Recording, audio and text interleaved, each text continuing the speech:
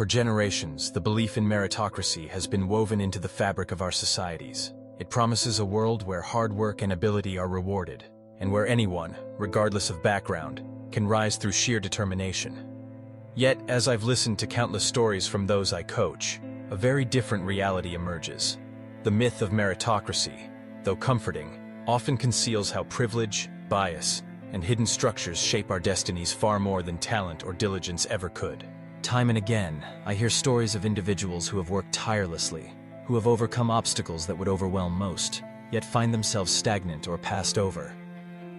There are tales of students who balanced multiple jobs while pursuing their education, only to be told later in life that they lack the polish of someone who attended an elite university. There are professionals who consistently outperform peers, only to watch as promotions and recognition flow to those whose backgrounds, accents, or social networks align with those at the top. These aren't isolated incidents, they're patterns, a quiet chorus that challenges the notion of a level playing field. Privilege in these stories is rarely acknowledged openly, but its influence is unmistakable.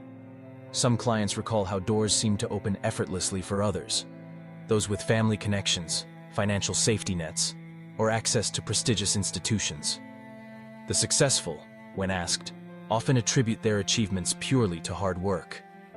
They may not see the invisible scaffolding that supported them, the parent who could cover tuition without worry, the mentor who provided a crucial introduction, the stable home that made focusing on studies possible.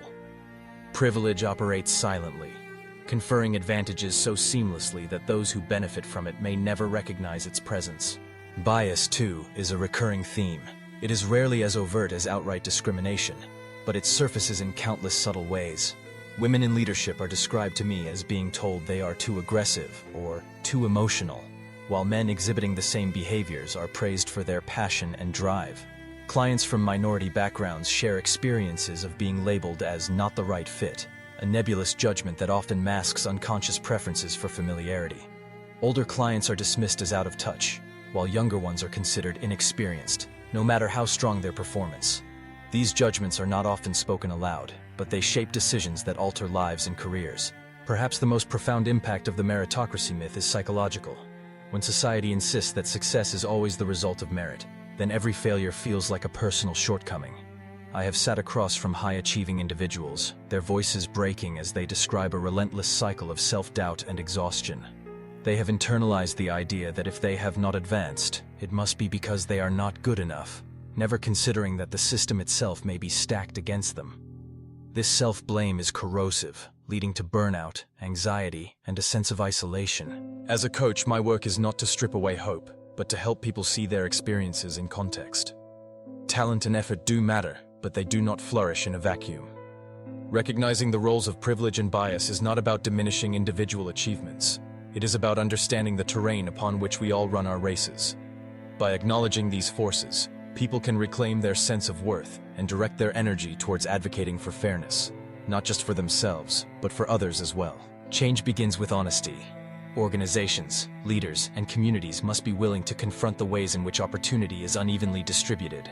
This means going beyond platitudes about equal opportunity and actively working to dismantle barriers.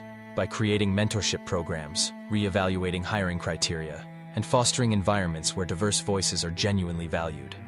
It also means teaching the next generation that while effort is important, true fairness requires collective responsibility and ongoing vigilance. The stories I hear remind me that people are not failing, systems are.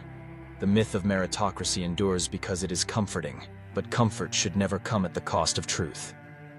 By facing these uncomfortable realities together, we can move toward a society where merit is not just an ideal, but a shared, achievable goal. Recognizing the lie, after all, is the first step to building something more honest, more just, and more humane.